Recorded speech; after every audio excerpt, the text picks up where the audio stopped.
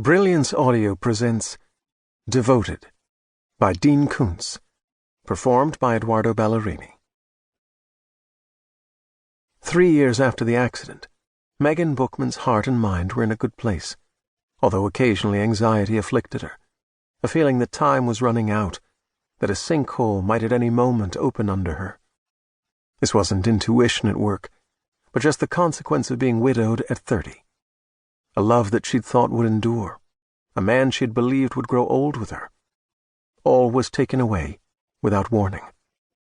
This current sense that somewhere bells were tolling toward her final hour would pass. It always did. She stood in the doorway of her only child's bedroom, watching him at his computer with its array of associated equipment, as he researched whatever currently fascinated him. Woodrow Bookman, Woody to everyone, had never spoken a word in his 11 years of life. At birth and for a few years thereafter he cried, but not once since he'd turned 4 years old. He laughed, although seldom at anything that was said to him or at any comical sight. The cause of his amusement was often internal and a mystery to his mother. He had been diagnosed with a rare form of autism, although in truth the doctors didn't know what to make of him. Fortunately, he had none of the most challenging behavior associated with autism. He wasn't prone to emotional meltdowns, wasn't inflexible.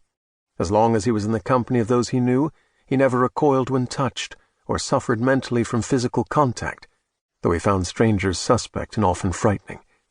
He listened intently to everything that was said to him, and he was at least as obedient as Megan had been in childhood. He didn't go to school, but neither was he homeschooled. Woody was the ultimate autodidact.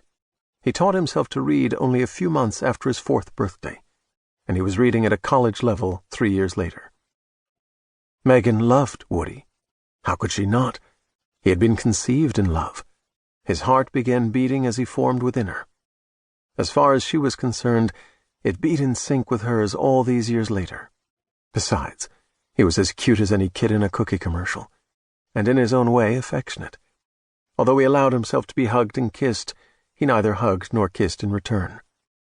At the most unexpected moments, however, he reached out and put a hand on hers, or he touched her jet-black hair and then his own, as though to say that he knew he had received it from her. He seldom made eye contact, but when he did, his eyes sometimes glimmered with unshed tears.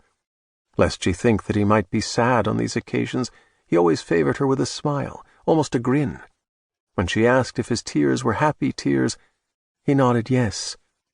But he could not, or would not, explain what made him happy.